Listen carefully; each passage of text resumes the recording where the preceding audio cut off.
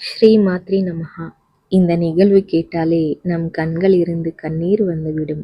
அவரை நம்பிய பக்தர்களை எந்த ஆபத்தில் இருந்தானாலும் சுவாமி காப்பாற்றுவார் என்பதற்கு இதுவே ஒரு நிதர்சனம். இந்த நிகழ்வு கேட்கறதுக்கு முன் ஸ்ரீ பெரியவா பாதார விந்தங்களுக்கு சரணம் சொல்லி வீடியோக்குள்ள போயிடலாம். பெரியவாயிடம் சின்ன வயசுலிருந்தே ஸ்ரீ பிந்து சாதகன் என்பவர் இருந்தார். சின்ன வயசுலிருந்தே பெரியவா கூடவே இருந்ததுனால ரொம்ப நெருக்கம் ஏற்பட்டது. தாத்தா தாத்தான்னு சொல்லிட்டு இருப்பாரு. பெரியவாவை பார்க்க நிறைய பேர் வந்துட்டு இருப்பாங்க. இந்திரா காந்தி இந்த மாதிரி பெரிய பெரிய ஆட்கள் எவ்வளவோ பேர் அவரை தரிசனம் பண்ண வந்துட்டு இருப்பாங்க.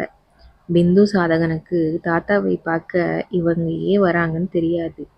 பெரியவான்னு என்னன்னே தெரியாது. சும்மா தாத்தாவை பார்க்க இவங்க வராங்கன்னு நினைப்பாரு.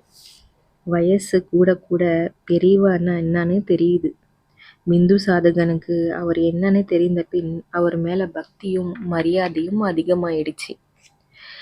அப்பிலிருந்து பெரியவாவுக்கு கொஞ்சம் தூரமா இருந்தாரு. ஆனா என்ன தூரமா இருந்தாலும் அவர் மனசு பெரியவாவையே சுத்தி சுத்தி வந்துட்டு இருக்கும். பெரியவா ஜெயந்தி வந்தால் எல்லா வேலையும் இழுத்து போட்டு செய்வார். பிந்து சாதகனுக்கு கொஞ்சம் கோபம் ஜாஸ்தி. உன்னதமான மனசு உடையவர்தான். ஆனாலும் யாராவது தேவையில்லாம பேசினால் அது யாராயிருந்தாலும் பலார்னு அறைந்து விடுவார். ஒரு நாள் சுவாமியிடம் பிரசாதம் வாங்க பிந்து சாதகன் லைனில் நின்று நிற்பார். பிந்து சாதகனை பார்த்த சுவாமி, எதற்கு உனக்கு அவ்வளவு கோபம்? கோபம் வரும்போதெல்லாம் ராமா ராமான்னு சொல்லக்கூடாதா என்பார். பெரியவா ஏன் இப்படி சொன்னாருன்னு புரியாம தலை சொரிஞ்சுக்கிட்டு அங்கிருந்து போயிடுவார். ஆனா பெரியவா சொன்ன விஷயம் மட்டும் மனதில் நின்று போயிருந்தது. பிந்து சாதகன் செங்கல்பட்டு போகணும்னு ரயில்வே ஸ்டேஷனுக்கு வருவார். இவர் வரத்துக்கு கொஞ்ச நேரத்துக்கு முன்பே ட்ரெயின் போயிட்டு இருக்கும். அதனால பஸ் ஸ்டாண்டுக்கு வந்து பஸ் ஏறுவார். இவர் சீட்டு லாஸ்ட் சீட்டு நம்பர் 36, ஜன்னல் ஓரம் சீட்டு. சரி பரவாயில்லை, ட்ரெயின் போனா போது, ஜன்னல் ஓரம் சீட்டாவது கிடைச்சதே, காத்து நல்லா வரும்னு சொல்லி உக்காருவார். 35வது சீட்டில் ஒரு ஆள் வந்து உக்காருவார். அவர் வாயில் பாக்கு போட்டுக்கிட்டு மென்னிக்கிட்டே ஜன்னலிருந்து துப்பிக்கிட்டு இருப்பார். பிந்து சாதகன் மேலிருந்து துப்பதுனால இவருக்கு கொஞ்சம் கோபம் வரும். இந்த வாட்டி துப்பினால் ஒரு அறை விடணும்னு நினைப்பார். ஆனா அவர் மறுபடியும் துப்புவார். உடனே ஒரு அறை கொடுக்கணும்னு கை தூக்குவார். அதுக்குள்ள பெரியவா சொன்னது நினைவுக்கு வந்து ராமா ராமான்னு சொல்லுவார். பக்கத்திலே துப்பிக்கிட்டு இருந்தவர், என்னப்பா அப்படின்னு சொல்லுவார். இதுக்கு இவர், நீங்க ஜன்னலேருந்து துப்பிக்கிட்டே இருக்கீங்க, நீங்க 36வது சீட்டுக்கு வாங்க, நான் 35வது சீட்டுக்கு வரேன்னு சொல்லி மாறி உக்காருவாங்க. மாறிய 2-3 நிமிஷத்துலயே பெரிய சத்தம். பஸ்ஸில் இருந்த எல்லோரும் கத்திக்கிட்டு இருந்தாங்க. என்னன்னு பார்த்தா பஸ்ஸை லாரி வந்து மோதிடுச்சு. மோதினதுல ஜன்னல் ஓரம் சீட்டெல்லாம் நசுங்கிடுச்சு. ஆனா அவர் உக்காந்துட்டு இருந்த 35வது சீட்டுக்கு ஒன்றும் ஆகலை. உடனே பஸ்ஸில் இருந்து இறங்கிடுவார்.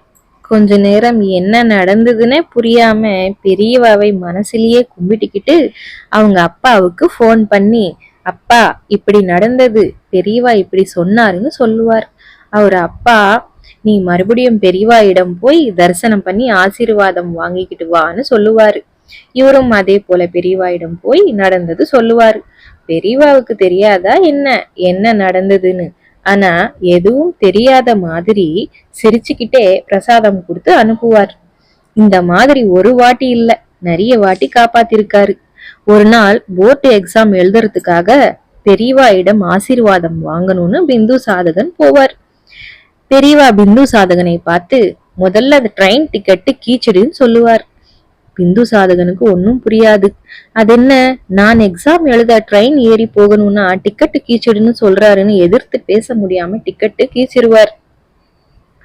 அன்னைக்கு பெரியவா கூடவே இருந்துருவார். மறுநாள் தெரியுது, இவர் ஏற வேண்டிய ட்ரெயின் ஆற்றில் விழுந்துடுச்சு. இவர் புக் பண்ண SY கம்பார்ட்மெண்ட் காணாமலே போயிடுச்சுன்னு. அப்போ அழுவாரு பாருங்க. மனசுலயே நினைப்பார், உன்னை நம்பிய பிறகு நான் எதற்கு என்னை பத்தி யோசிக்கணும்? அந்த தலைவலி எல்லாம் நீயே படுவேன்னு அழுதுகிட்டே பெரியவாயிடம் ஓடுவார் ஆசீர்வாதம் வாங்க. அவரை தரிசனம் பண்ணாலே வாழ்க்கையே தன்யம். அவர் கூடவே பேசிக்கிட்டு தாத்தா தாத்தான்னு சுத்தி வரும் பிந்து சாதகனை காப்பாத்தாம இருப்பாரா என்ன?